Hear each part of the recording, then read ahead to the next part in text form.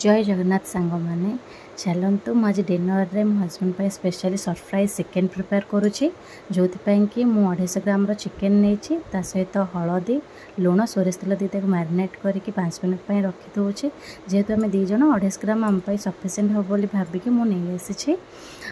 then ताक 5 minute रखी दूचे marinate करने भितर मुझे गोटा मसला किसी नहीं जाइए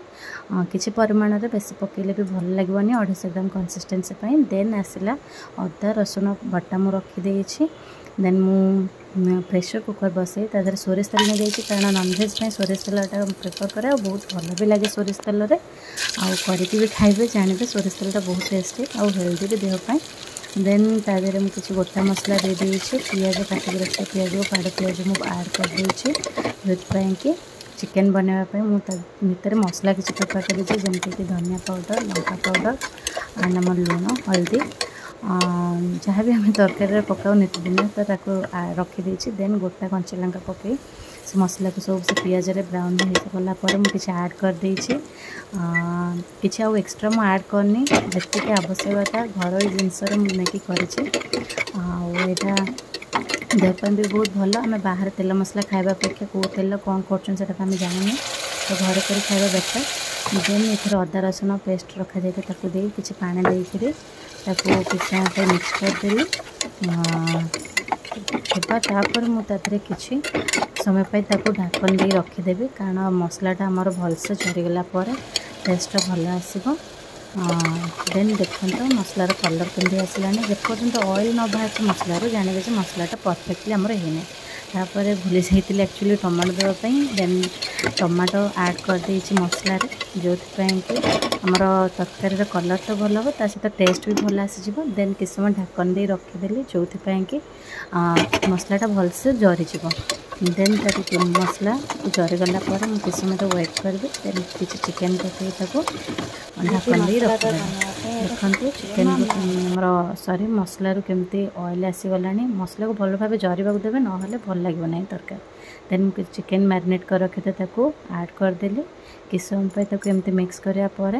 ढाकन दे रखीदेवी जो कि आमर आइंसिया जिनसटा जो थी चिकेन रोटा बाहरी आसो एंड सेटा भी आमर मिसीज जो कि चिकेन आइंस जिनस रही देखो मो आलू को न भाजिकी डायरेक्टली कंचा पकाऊे जो टेस्ट भी बहुत बढ़िया आसो प्रेशर कुकर जेहेतु हो तो यहाँ किसी आलू भाजर किसी आवश्यकता ना तो मुझे देखते तापर गरम पानी देवे गरम पानी देले कौन हम ना तो टेस्ट बहुत भल लगे तो मु प्रेशर एवं बंद कर देइछि देन 2टा सीटी हाई फ्लेम रे देकी मु लगला परे प्रेशर ऑफ कर देबे देखो तापर चिकेन देखला परे मत तो लोभ लगे मुझे वेट कौन करी आगे खाईदेवी किंतु नाई न आसला पर्यंत खाइबनी तापर आ किछि भी नाही रोसे सरीगला से आसवाई आम वेट करवा देखा से कौन एक्सपेक्टेशन रखी आज डिनर रे आइटम कौन ओके देन देखा से देखुन तांको रिएक्शन कौन हेछि कहला डिनर रे कौन आइटम कौन कौन कौन होछि कोसे भलोटा कौन हेछि एक्चुअली मटन चिकेन मटन बाबा भलसे को कौन हेछि चिकेन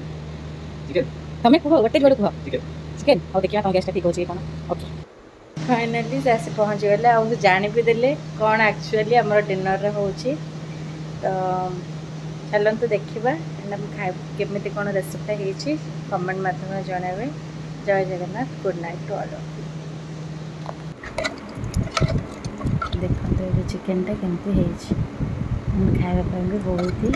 टेम्पटिंग लगुच तो देखला बेलू खावाई भी बहुत भल हो चलतु मो मिस्टर का रिएक्शन कौन देखा देला भल